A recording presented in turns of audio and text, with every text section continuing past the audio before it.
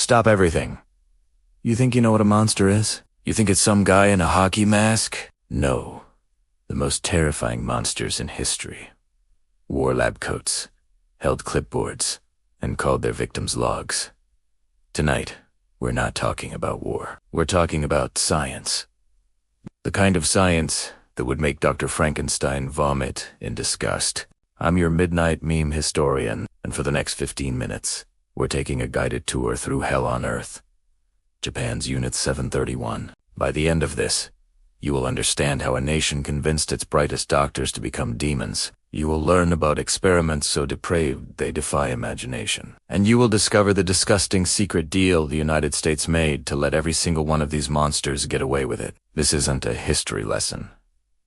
This is an indictment. This is the story of the biotech startup from the deepest circle of hell. Buckle up. It's going to be a rough night. All right, picture this. It's the 1930s. The world is on the brink of chaos, and the Empire of Japan is feeling ambitious. They look at Europe and America with their fancy colonies and their superior attitudes, and they decide they need a competitive edge. Not just a bigger army, but a smarter, more insidious way to win. They needed a game changer, and a brilliant, charismatic, and utterly psychopathic doctor named Shirō Ishii had an idea. His pitch to the government was simple: guns kill soldiers. But germs kill everyone. They kill soldiers, civilians, livestock, crops. They destroy an entire nation from the inside out. Biological warfare was the future, and he was going to be its Henry Ford. The Japanese military loved it. They gave him a blank check, a huge chunk of occupied Manchuria and China, and a directive: do whatever it takes. Ishii built a massive, top-secret research facility.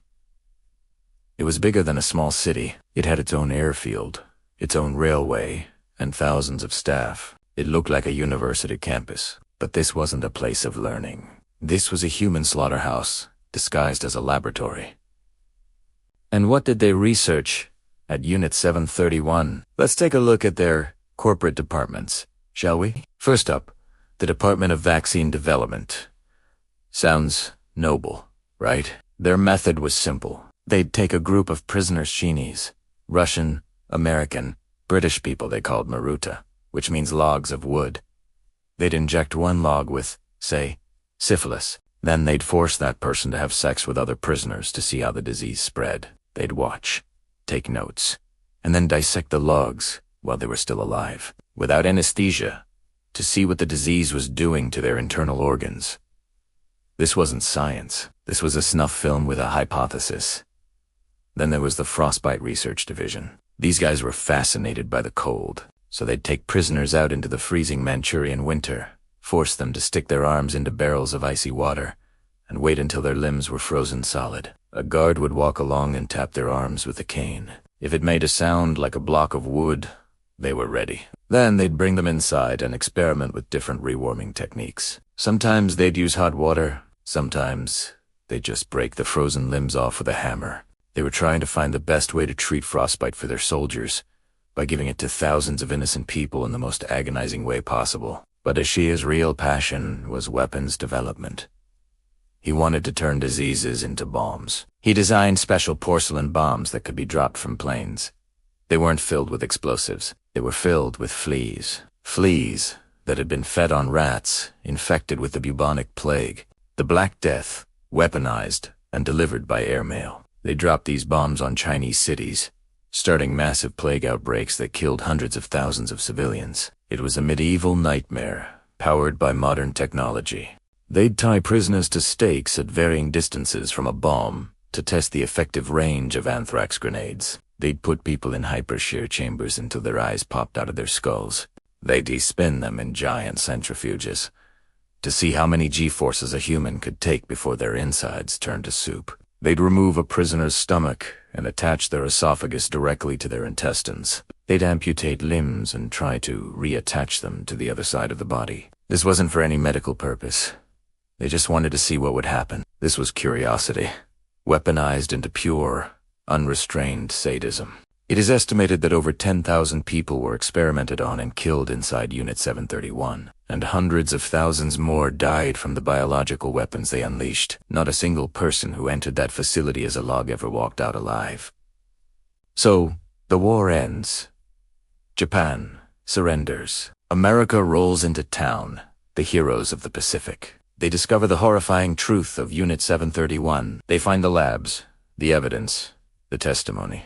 You'd think they'd round up every single one of these monsters and put them on trial for crimes against humanity, right? Like they did with the Nazis at Nuremberg. Wrong? So wrong. General Douglas MacArthur, the guy in charge, saw an opportunity. The Cold War was just starting. The Soviets were the new enemy. And the data from Unit 731. All those notes, all those slides, all that research on how to kill millions of people with germs was priceless. It was biological weapons research the United States was years away from achieving. So they made a deal. A deal with the devil. In 1948, the United States government secretly granted full, total immunity from prosecution to Shirō Ishii and every single one of his doctors. All of them, in exchange for exclusive access to their data. Let that sink in. The monsters who froze people alive, who dissected conscious victims, who unleashed the plague on civilian populations. They all walked free. America took their blood-soaked homework, classified it as top secret, and used it to kickstart its own biological weapons program. Shirō Ishii, the man who should have been hanged as the worst war criminal in history, died of old age in Tokyo in 1959. Many of his doctors went on to become deans of medical schools, heads of pharmaceutical companies, and respected figures in Japanese society. This is the dirty little secret of World War II.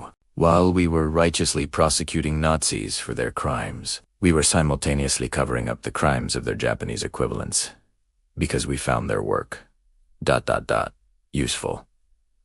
It is the single most cynical and morally bankrupt decision in modern American history. The story of Unit 731 isn't just a story about Japanese evil. It's a story about human evil. It shows that when the pursuit of knowledge, or power, or national security is completely untethered from morality, the lab coat becomes just as terrifying as the executioners who, if this story made you physically ill, then my job here is done. Annihilate the like button as a form of protest against historical injustice. Tap the bell, because if you think this is the only deal with the devil America has made, you're going to want to see what's coming next. And now for the question I am almost afraid to ask in the comments.